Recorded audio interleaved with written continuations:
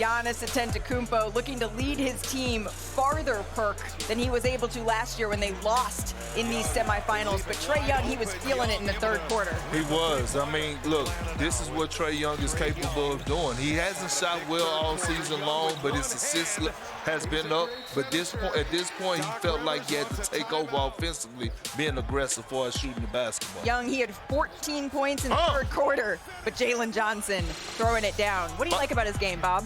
Look, I like what Atlanta's done surrounding Trae Young. He's not the best defender. That's no knock on him. But giving him guys like Jalen Johnson, Dyson Daniels, they did a nice job rounding this team out. And look, Atlanta, you know, people are taking notice. They're having a good season so far. Unfortunately, I had to take notice watching them do what they did to my Knicks the other night. And Trae Young, you know, feigning like he's rolling dice at midcourt at Madison Square Garden. Knicks better remember that, but that's a different story for another. Yeah, this is not, the Knicks didn't play today. I brought up the Atlanta Hawks. Block here from Giannis. Giannis was finished with 32 points, 14 rebounds, and 9 assists. But check the clock.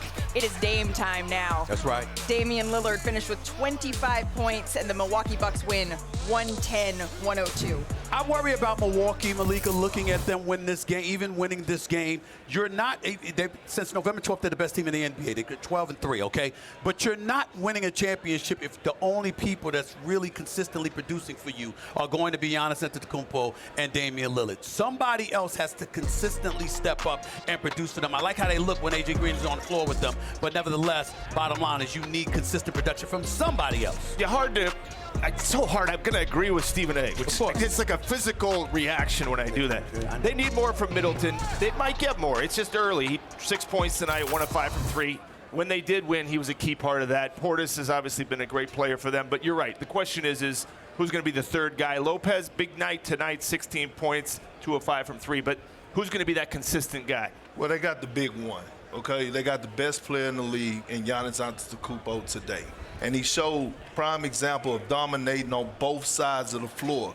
Giannis is having the best season of his career right now across the board. And see, it's not just the 32 points and the 14 rebounds for me.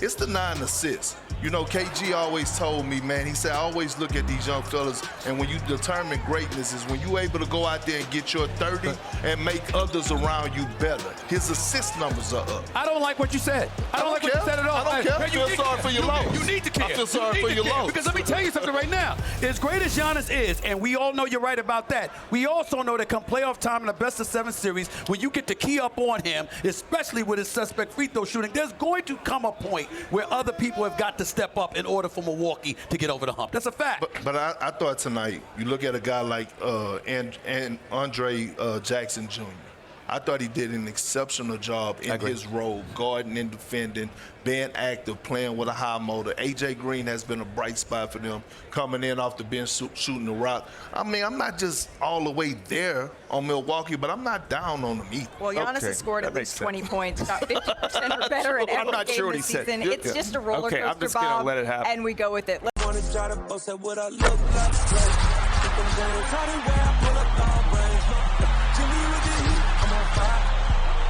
NBA,